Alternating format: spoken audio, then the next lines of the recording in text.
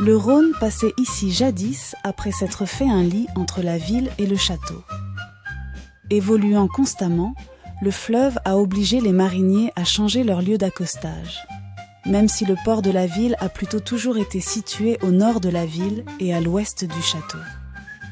Cependant, lorsque le Rhône vient prendre en écharpe la ville au XVIIe siècle, un petit port d'accostage semble apparaître pendant quelques années au sud de la ville, près du couvent des Récollets.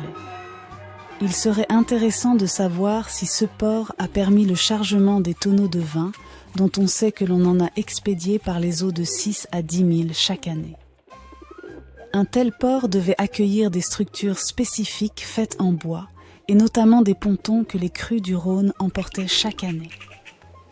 On peut d'ailleurs imaginer que ces lieux d'embarquement aient nomadisé pendant des siècles, se développant à l'endroit jugé le plus adéquat en fonction de la configuration du Rhône à l'automne, quand les marchands se pressent pour acheter les vins de la ville au XVIIe, puis ceux de la côte du Rhône au XVIIIe siècle.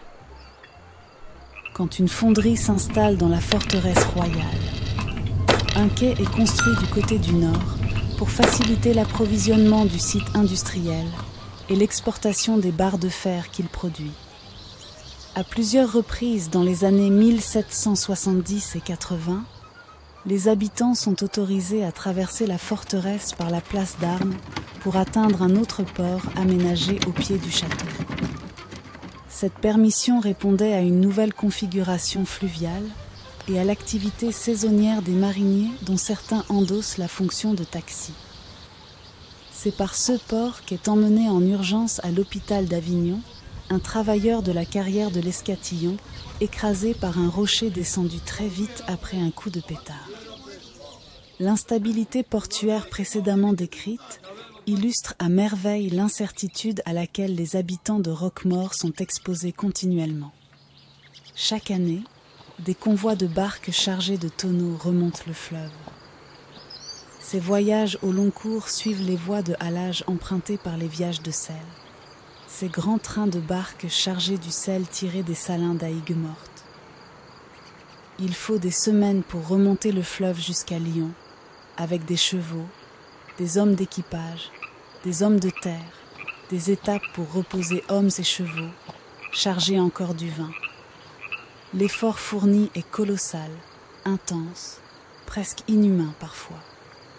Mais les hommes du Rhône ont développé un savoir fluvial et des techniques qui permettent d'aller rechercher au fond du fleuve des marchandises après un naufrage. Les pilotes connaissent le fleuve, mais ils changent constamment. Les équipes de halage tirent des bateaux de plusieurs dizaines de tonnes vaille que vaille. Ont-ils un temps suivi cette berge en remontant la nouvelle brassière et délaissé cette berge-ci et la voie de la rive droite attestée au XVIIIe siècle? Nous n'en savons rien à ce jour, mais de nouvelles recherches apporteront de nouvelles réponses et plus sûrement encore de nouvelles questions.